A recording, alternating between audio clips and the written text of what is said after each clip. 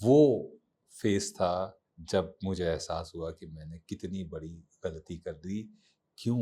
क्योंकि मैं एक छोटा-सा फेलियर नहीं हैंडल कर पाया। डॉक्टर आईं, बोले देखिए इनका लिवर नहीं काम कर रहा है, इनका किडनी नहीं काम कर रही है, इनके लंग्स में पानी भर चुका है, इनके पैंक्रियास फट गए हैं, इनको severe acute pancreatitis with renal failure है, इसमें बचने के चांसेस 15% होते हैं। आप कहें तो हम इलाज करें वरना बहुत खर्चा होता है। पापा हमारे हमें याद है वो मतलब ये फ़िल्मी सीन की वो थप कुर्सी पर मम्मी की स्ट्रेंथ मतलब वो लेडी मैं देख रहा हूँ कि वो हो रहा है कि आँसू आने वाले हैं लेकिन ना, उन्होंने कहा आप अपना काम करिए, हम अपना काम करेंगे। जिस औरत के पास बचे-कुचे पैसे भी छिन गए, वो इतना रिज़ॉल्व था उनके अंदर कि नहीं आप शुरू करिए। तो पहले ही दिन ले जाके पहले डायलिसिस किया गया हमारा। उसके बाद मेरे 4 और डायलिसिस हुए।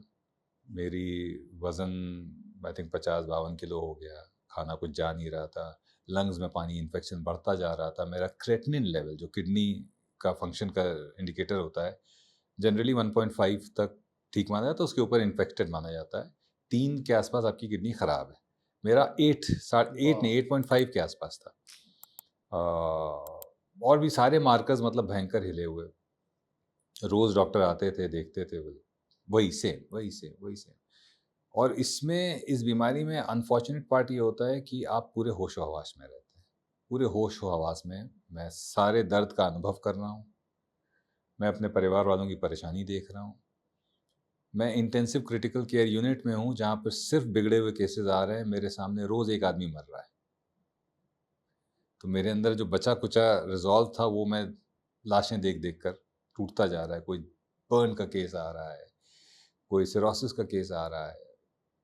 और आप सोचो ना रोज़ कोई इंसान मर रहा है, किसी की चीख-पुकार आप सुन रहे हो परिवार की और अपने परिवार की सफ़रिंग देख रहे हो और फिर आप अपने आप से कह रहे हो कि भाई ये क्या कर लिया? वो फ़ेज़ था जब मुझे एहसास हुआ कि मैंने कितनी बड़ी गलती कर दी। क्यों? क्योंकि मैं एक छोटा-सा फ़ेलियर नहीं हैंडल कर पाया। क्योंकि मैंने इतनी अपनी ज़िद और अपनी ठकुराई को इतना बड़ा बना लिया कि मैंने उस छोटी-सी फ़ेलियर को अपने ईगो पे ले लिया। और उस ईगो पे लेने ने मेरी ज़िंदगी तो ख़राब करी ही करी, मेरे परिवार वालों का जिनका कोई कसूर नहीं। ना कोई सिगरेट पीता, ना शराब पीता, कोई ऐब नहीं किसी के अंदर। उनको मेरी वजह से ये सब भुगतना पड़ रहा है। पर वो ख़त्म नहीं हो रहा था और फिर क्या हुआ 17वें-18वें दिन, एक दिन इन्फेक्शन बहुत बढ़ गया। उससे 1 दिन पहले डॉक्टर्स ने कहा था इनको वेंटिलेटर पे ले जाना है। तो हमारे कुछ डॉक्टर फ्रेंड्स थे, उन्होंने मना किया मम्मी को कि नहीं वेंटिलेटर में मत भेजिएगा, नहीं तो एक बार वेंटिलेटर पे जाने के बाद मुश्किल हो जाता है वापस आना। मम्मी ने मना कर दिया। अच्छा दूसरा ये भी था कि उसमें कॉस्ट भी बहुत अटैच थी, तो उन्होंने कहा कि रहने दीजिए। तो मना हो गया, अगले ही दिन मुझे निमोनिया अटैक आ गया। ओह! अब आप सोचिए इस बीमारी में कोई इलाज नहीं है, तो इसमें सिर्फ़ इन्फेक्शन से बचाने के लिए दवाई दी जाती है।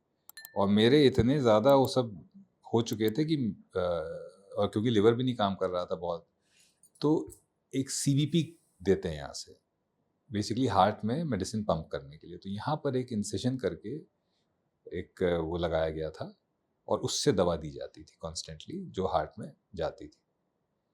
इसका सिग्निफिकेंस मैं बताता हूँ आगे क्यों मैं बता रहा हूँ। निमोनिया अटैक आया, मेरी सांस आनी बंद होने लगी। मुझे ऑक्सीजन लगा हुआ था, उसके ऑक्सीजन फुल पे कर दिया गया, मेरी सांस नहीं आ रही, नहीं आ रही। रात की बात है, डॉक्टर आया, डॉक्टर ने देखा, उसने कहा हमने तो कहा था आपसे कल ले जाइए, अब तो नहीं ले जा सकते, वेंटिलेटर पे। नहीं ले जा सकते। अब मौत जिसका हम इंतज़ार कर रहे थे, वो दिख रही है सामने और जब वो मौत दिख रही है, तब हम उसको नहीं चाहते। तो मैं अब जब जाता हूँ कॉलेजेस में तो यही बताता हूँ कि मैं सुसाइड करना चाहता था, मेरे अंदर इतनी हिम्मत नहीं थी, तो मैंने शराब पी के वो प्रोसेस किया और फिर एक दिन मौत आई सामने। तो जब मौत सामने आती है तो क्या होता है? जब मौत सामने आती है ना तो सिर्फ़ और सिर्फ़ रिग्रेट होता है। कोई वो फ़िल्मी और वो फ्लैशेज़-वैशेज़ कुछ नहीं चलते हैं। मतलब अभी मेरे ज़ुबान पे वो शब्द आ रहा है पर मैं बोलूँगा नहीं। एकदम इतना ज़्यादा भयावह होता है वो मंज़र इतना खौफनाक होता है, आपके अंदर डर होता है और आपके अंदर रिग्रेट होता है कि मैंने क्या कर लिया, क्योंकि मैंने वो मौत अपने खुद के लिए बुलाई थी, इसलिए मुझे वो रिग्रेट था और वो डर था कि अब खत्म। और मैं लेटा हुआ था, मुझे याद है, सांस नहीं आ रही, सांस ना आए एक पॉइंट के बाद तो छटपटाहट बढ़ती जाती है, छटपटाहट बढ़ने की वजह से ये निकल गया तो यहाँ भी खून खून होने लगा। अब वो छटपटाहट बौखलाहट में बदल गई और फिर वो सरेंडर में बदल गई कि अब तो खत्म। और मैं ये कह रहा हूँ मम्मी से, मम्मी भैया अब जा रहे हैं, अब खत्म। और मम्मी को देख रहा हूँ मैं, वो हनुमान चालीसा पढ़ रही थी और भैया यहाँ नहीं नहीं नहीं सब ठीक हो रहा है, ठीक हो रहा है। आई थिंक उन्हीं लोगों का पावर था जो उस दिन निकाल लाया मुझे वहां से। और जानते हैं क्या होता है उस खौफ में? मेरे साथ क्या हो रहा था, मैं पॉटी और सूसू कर रहा था बिस्तर पर और उस पर मेरा कोई कंट्रोल नहीं था। ये होता है मौत का खौफ। तो जिसको भी ये लगता हो कि मौत अंत है सभी कठिनाइयों का, तो मौत से भयावह कुछ नहीं होता है। वो जितनी भी शायराना चीजें आपने मौत के बारे में सुनी है, सब बकवास है। Death is devastating, death is अगली, एंड आप वहां नहीं होना चाहते हो। तो अगर कभी ये सुसाइड का भी ख्याल किसी के मन में, आपके चैनल के माध्यम से मैं सबसे कहना चाहूंगा, तो ये समझ लीजिए कि जब आप उस 20वें माले पे चढ़ के कूदेंगे मरने के लिए, तो 20 से जमीन तक का जो सफर होगा उसमें सिर्फ और सिर्फ आप ये मना रहे होंगे काश कोई रस्सी मिल जाए, काश ऐसा कुछ हो जाए कि मैं वापस जा पाऊं। पर अनफॉर्चुनेटली आप नहीं जा पाओगे। हर इंसान मेरी तरह किस्मत वाला नहीं होता कि वहां से आपको वापस खींच लिया जाए। पर I was lucky to survive that, I was lucky to come back from that and tell this story. Thank you for watching this full clip. और मैं आपसे वादा करता हूं कि इसका फुल पॉडकास्ट भी देख के आपको काफी मजा आने वाला है। Link in the description.